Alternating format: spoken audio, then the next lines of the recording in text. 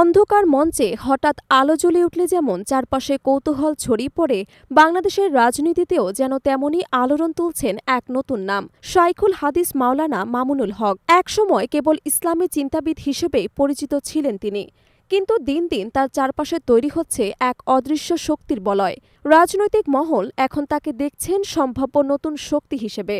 ঢাকার আড্ডা থেকে গ্রাম বাংলার চায়ের দোকান, সবখানেই শোনা যাচ্ছে তার গুঞ্জন।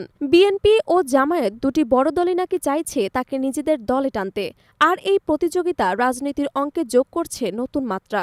প্রথম আলোকে দেয়া এক সাক্ষাৎকারে তিনি বলেছিলেন, রাজনীতি তার কাছে কিছুই নয়। ছাত্রজীবন থেকে তিনি সংগঠন আর রাজনীতির ভেতরে ছিলেন। তার মতে ইসলামী আদর্শ বাস্তবায়নের জন্য রাজনীতি করা ছাড়া কোনো পথ খোলা নেই। এখন প্রশ্ন হচ্ছে, তিনি কোথা থেকে প্রার্থী হবেন? বিশ্বস্ত সূত্রে জানা যাচ্ছে, মামুনুল হক নজর রাখছেন অন্তত ৩টি আসনের দিকে।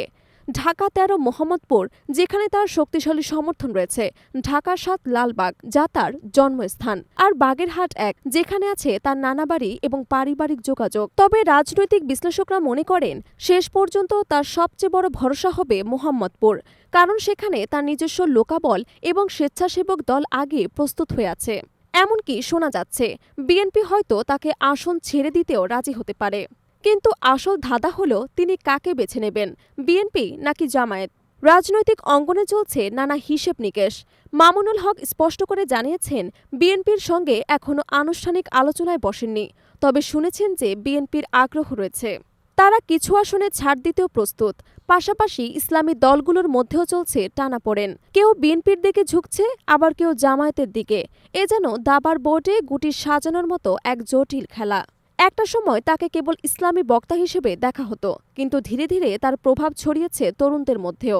ধর্মীয় অঙ্গনে জনপ্রিয়তা থাকলেও এখন রাজনৈতিক শক্তির খেলায় তার অবস্থান নিয়ে কৌতূহলের শেষ নেই। বিশ্লেষকরা বলছেন, যদি তিনি বিএনপি বা জামায়াতের সঙ্গে যুক্ত হন, তবে ইসলামী ভোট ব্যাংক নতুন রূপ দিতে পারে। তবে সবচেয়ে বড় প্রশ্নগুলো এখনও ঝুলে আছে বাতাসে। তিনি কি শেষ পর্যন্ত বিএনপির সঙ্গে সমঝোতায় যাবেন, নাকি জামায়াতের পতাকাতেই ভরসা রাখবেন, নাকি নিজের দল গড়ে সরাসরি লড়াইয়ে নামবেন?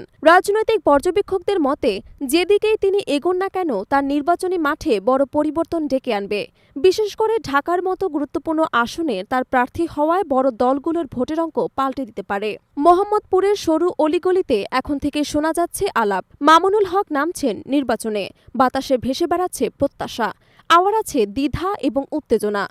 রাজনৈতিক অঙ্গনের এই অজানা পথ চলা যেন এক নতুন অধ্যায়ের সূচনা।